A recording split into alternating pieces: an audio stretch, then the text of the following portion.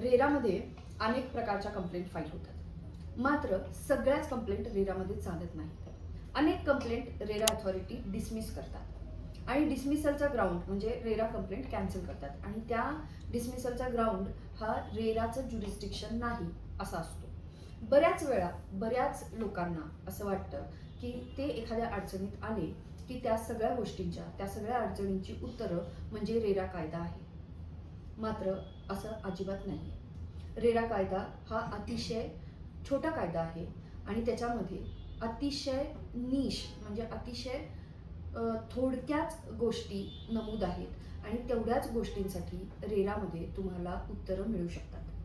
आजच्या व्हिडिओमध्ये आपण हेच बघणार आहोत की कुठले रिअल इस्टेटचे प्रॉब्लेम्स हे रेराच्या अंतर्गत येतात आणि कुठले प्रॉब्लेम्स हे रेराच्या ज्युरिस्डिक्शनमध्ये अजिबात बसत नाहीत. रेराच्या अंतर्गत येणारे विषय म्हणजे डिले पोझिशन. जर का तुमच्या फ्लॅटला किंवा शॉपला बिल्डरकडून पोझिशन द्यायला डिले झाला तर ते डिले पोझिशन हे रेराच्या कायद्यामध्ये येतं. डिले पोझिशन हे कुठल्याही कारणामुळे झालेलं असलं तरीही रेराच्या कायद्यामध्ये तुम्हाला डिले पोझिशनचं कॉम्पन्सेशन म्हणजेच इंटरेस्ट हे मिळू शकतं. तुम्ही जर का रेराच्या कायद्यामध्ये तुमच्या प्रोजेक्टला तुमच्या फ्लॅटला पोझिशन मिळायला डिले झाला आहे आणि त्याच्यामध्ये जर का तुम्ही रेंट मागितलं आणि डिले पोझिशनचं इंटरेस्ट नाही मागितलं तर मात्र तुमची कंप्लेंट डिसमिस होऊ शकते. आता रेरामध्ये दुसरी गोष्ट, डिले पोझिशन बरोबरच रेरामध्ये तुम्ही स्ट्रक्चरल डिफेक्टसाठी कंप्लेंट फाईल करू शकता. स्ट्रक्चरल डिफेक्ट म्हणजे जर का कुठे मेजर क्रॅक गेली, कन्सिल्ड वायरिंग, कन्सिल्ड प्लंबिंग अशा मेजर गोष्टीसाठी तुम्ही रेराच्या अंतर्गत स्ट्रक्चरल डिफेक्ट मध्ये कॉम्पेन्सेशन मागण्यासाठी किंवा तो डिफेक्ट दुरुस्त करून मागण्यासाठी रेरामध्ये कंप्लेंट फाईल करू शकता.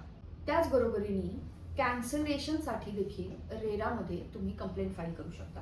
आता तुम्ही एखादं युनिट विकत घेतलं असेल बिल्डरकडून आणि ते तुम्हाला बिल्डरच्या कारणांमुळे म्हणजे बिल्डरनी पोझिशनला डिले केला किंवा त्या युनिटमध्ये काही स्ट्रक्चरल चेंजेस केले गेले जे तुम्हाला मान्य नाही आहेत, जे तुम्हाला सांगितले गेले नव्हते, तुमची कन्सेंट घेतली गेली नव्हती, त्याच पद्धतीने जर का काही स्ट्रक्चरल डिफेक्ट असेल जो कधीच दुरुस्त होणारा नाहीये तर या कारणांवरती तुम्ही कॅन्सलेशनला जाऊ शकता. आता बिल्डरकडून काही चुका झाल्या आहेत म्हणून जर का तुम्ही कॅन्सलेशन मागत असाल तर बिल्डरला तुम्ही दिलेल्या पैशांवरती इंटरेस्ट तुम्हाला देऊन ते कॅन्सलेशन करून द्यावं लागतं. मात्र जर तुम्ही बिल्डरला पैसे दिले नाहीत वेळेवरती, जेव्हा बिल्डर डिमांड रेज करेल तेव्हा तुम्ही ती डिमांड जर का फुलफिल केली नाही, त्या वेळेत पैसे तुम्ही दिले नाहीत, देऊ शकला नाहीत आणि त्याच्यासाठी तुमचं पर्सनल काहीतरी रिझन असेल तर मात्र बिल्डर तुमच्या अगेन्स्ट रेरामध्ये कंप्लेंट फाईल करू शकतात आणि तुमच्याकडून तोच इंटरेस्ट चार्ज करून पैसे तेवढे तुमच्या पेड अमाऊंटमधनं कट करून घेऊन उरलेले पैसे तुम्हाला परत देऊन कॅन्सलेशन करू शकतात. अशा पद्धतीने रेरामध्ये कंप्लेंट फाईल करताना हे 3 महत्त्वाचे मुद्दे आहेत ज्याच्यामध्ये delay position, structural defect, cancellation किंवा स्ट्रक्चरल चेंज विदाऊट कन्सेंट अशा पद्धतीच्या महत्त्वाच्या याच गोष्टींवरती तुम्ही कंप्लेंट फाईल करू शकता. मात्र अनेक लोक सोसायटी फॉर्म करून देत नाही, बिल्डर कन्व्हेन्स करून देत नाही किंवा कॉमन एरियाचं काही चुकलं आहे किंवा त्याचं पोझिशन मिळत नाही म्हणून इंडिव्हिज्युअल बेसिसवरती कंप्लेंट फाईल करतात किंवा 2-4 लोक एकत्र येऊन एक कंप्लेंट फाईल करतात. मग अशा कंप्लेंट रेरा अथॉरिटी डिसमिस करतात कारण की ह्या कंप्लेंटसाठी इतर कायदे अस्तित्वात आहेत. सोसायटी बिल्डर फॉर्म करून देत नाही तर तुम्ही कोऑपरेटिव्ह हाऊसिंगमध्ये कंप्लेंट फाईल करू शकता. कन्व्हेन्स बिल्डर करून देत नाही तर तुम्ही डीम्ड कन्व्हेन्ससाठी कोऑपरेटिव्हमध्ये कंप्लेंट फाईल करू शकता किंवा डीम्ड कन्व्हेन्सची प्रोसेस करू शकता. कॉमन एरियाज जर प्लॅनप्रमाणे बनवलेले नसतील, प्लॅनप्रमाणे कन्स्ट्रक्शन बिल्डिंगचं झालेलं नसेल तर यासाठी तुम्ही सँक्शनिंग अथॉरिटीकडे कंप्लेंट नक्कीच फाईल करू शकता. या इतर गोष्टींसाठी ऑलरेडी वेगवेगळ्या प्रकारचे कायदे अस्तित्वात आहेत. मात्र पोझिशन वेळेवर देणं, बिल्डरनी तुम्ही दिलेले पैसे त्याच प्रोजेक्टमध्ये वापरणं, रिअल इस्टेट क्षेत्रामध्ये फंडिंग कसं वापरायचं, लोकांनी दिलेले पैसे हे प्रोजेक्टमध्येच वापरले गेले पाहिजेत, पोझिशन दिलेल्या वेळेत पूर्ण झालं पाहिजे, कन्स्ट्रक्शन कार्पेट एरियावरती झालं पाहिजे, कार्पेट एरिया हा अलॉटीजला कळाला पाहिजे, या आणि अशा काही गोष्टींसाठी एक्झॅक्ट कायदे अस्तित्वात नव्हते, म्हणून रेरा कायदा आला. आणि म्हणून रेरा कायद्यामध्ये अतिशय छोट्या गोष्टी, अतिशय स्पेसिफिक गोष्टी या दिलेल्या आहेत आणि त्याच प्रॉब्लेम्सवरती रेरामध्ये तुम्हाला सोल्युशन मिळू शकतं. तुम्ही लँड ओनर जर का असाल तर मात्र तुम्हाला सिव्हिल कोर्टामध्ये केस फाईल करणं गरजेचं आहे. रेरामध्ये केस फाईल करताना तुमच्याकडे ॲग्रीमेंट टू सेल किंवा ॲग्रीमेंट फॉर सेल हे डॉक्युमेंट रजिस्टर केलेलं असणं अतिशय गरजेचं आहे.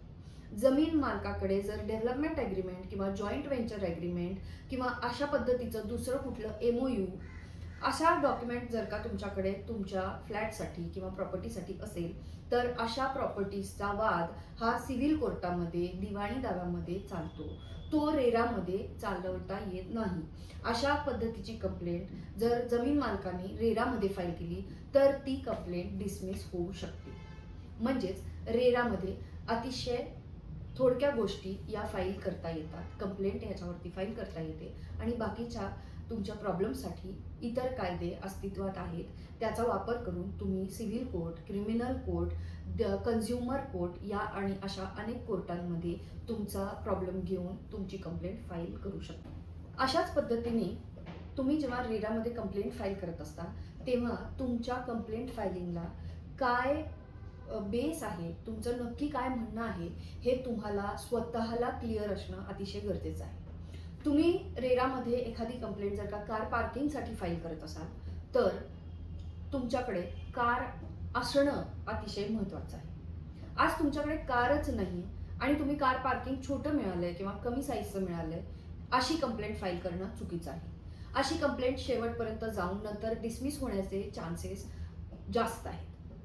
त्याच पद्धतीने तुम्ही कॉमन एरियासाठी एकट्याने कंप्लेंट फाईल केली तर ती कंप्लेंट रेरामध्ये स्टँड होऊ शकत नाही. कारण कॉमन एरियाचा प्रश्न म्हणजेच प्रोजेक्टमध्ये रस्ते तयार नाही झालेले, प्रोजेक्टमध्ये सांगितलेला स्विमिंग पूल नाही तयार झालेला किंवा त्या स्विमिंग पूलची लोकेशन चेंज झाली आहे किंवा अशा अनेक कॉमन एरियाच्या रिलेटेड जर का काही गोष्टी असतील तर अशा विषयांसाठी कंप्लेंट ही सोसायटीनी रेरामध्ये फाईल करणं बिल्डरच्या अगेन्स्ट हे गृहीत असतं.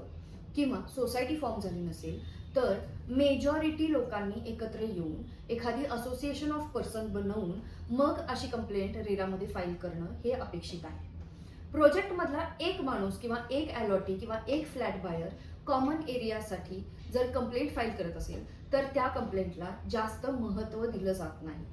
कारण तुमचा फ्लॅट तुम्हाला देणं किंवा तुम्ही जो फ्लॅट विकत घेतलेला आहे किंवा तुम्ही जी प्रॉपर्टी घेतलेली आहे ज्याच्यासाठी पैसे दिलेले आहेत अशी प्रॉपर्टी तुमच्या पोझिशनमध्ये मिळावी एवढं एकच रेरा कायद्याचं उद्देश आहे.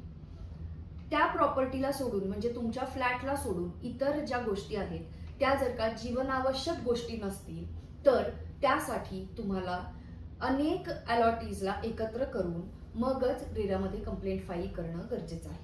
तरच ती कंप्लेंट पुढपर्यंत शेवटपर्यंत चालेल आणि त्याच्यातून तुम्हाला हवं ते बेनिफिट मिळू शकेल. अशा पद्धतीने रेरा कायदा हा प्रत्येक रिअल इस्टेट प्रॉब्लेमला युनिव्हर्सल सोल्युशन नाही.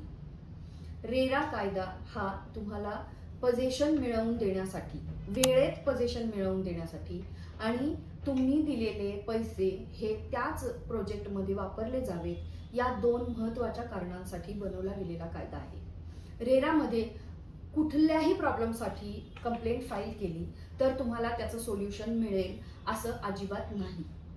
तुमच्या प्रॉब्लेमसाठी दुसरे कुठले कायदे अवेलेबल आहेत, दुसरे कुठले वकील त्या कायद्यांमध्ये प्रॅक्टिस करतात हे बघणं आणि त्या योग्य वकिलांकडे जाणं गरजेचं आहे. प्रत्येक वेळेस रेराच तुमच्या मदतीला येईल आणि रेरामध्येच तुमच्या प्रॉब्लेमचं सोल्युशन तुम्हाला मिळेल असं होत नाही, असं होऊ शकत नाही. सोसायटी फॉर्मेशन, कन्व्हेयन्स किंवा कॉमन एरियाजबद्दलचे इश्यूज हे तुम्ही कोऑपरेटिव्ह कोर्टामध्ये सॉल्व्ह करायला जर गेलात तर ते तिथे तुम्हाला योग्य उत्तर आणि योग्य पद्धतीने तुमचा प्रॉब्लेम सॉल्व्ह करून मिळेल.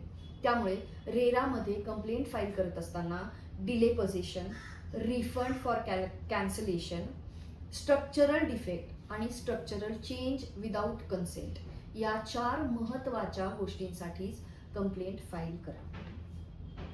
व्हिडिओला लाईक करा, चॅनलला सबस्क्राईब करा आणि तुमचे अजून काही प्रॉब्लेम्स असतील, काही इश्यूज असतील तर आम्हाला कमेंटमध्ये नक्की कळवा.